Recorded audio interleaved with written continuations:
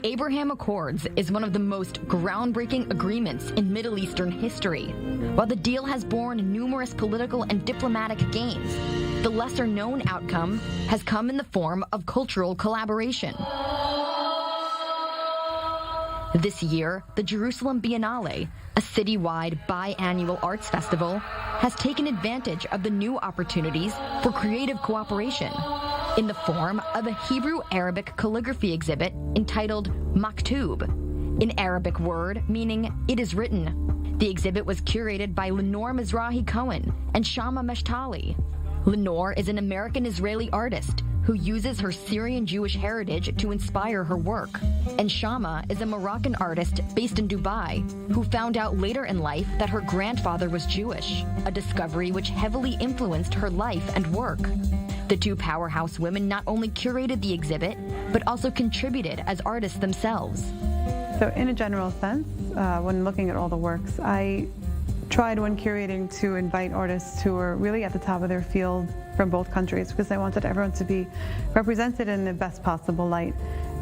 Both of our cultures so venerate the power of the written word. So I wanted to give exposure to artists who not only are very talented and technically capable, but who are also doing interesting, creative, dynamic new things with both scripts. The Maktub exhibit, while modest in size, is rich in meaning.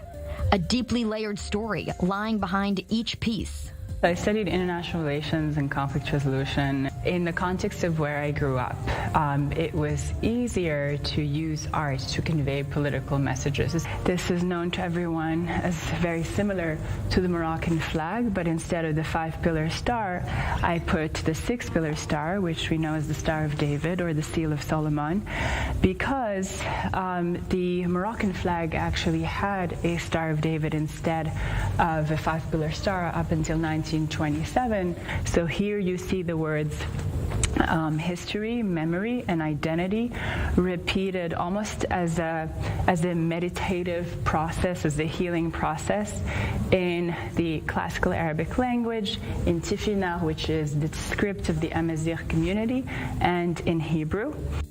While it was the power of a signature on the Abraham Accords that allowed for ties between Israel, the UAE, Bahrain, and Morocco, most Middle East nations have yet to sign on.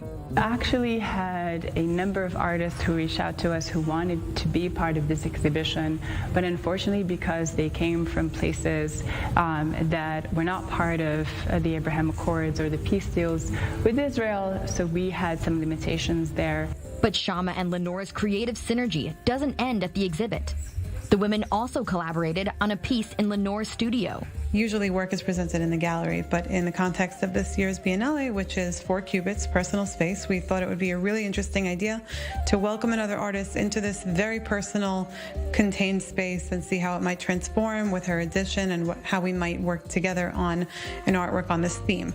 The main idea is to take the shared background elements of mine and Shama's stories, which is that we're constantly moving from place to place. I'm a new immigrant to Israel. She also does a lot of traveling through her work and for her studies, and this phenomenon that we both noticed happens in our lives where when we meet new people, we have a chance to retell or reimagine our stories. While the Abraham Accords may have brought together countries, it is really the individuals of these nations who lead the change. Shama and Lenore have directly manifested that, and if their friendship is any indication, the future of the new Middle East is in our hands, just waiting to be written.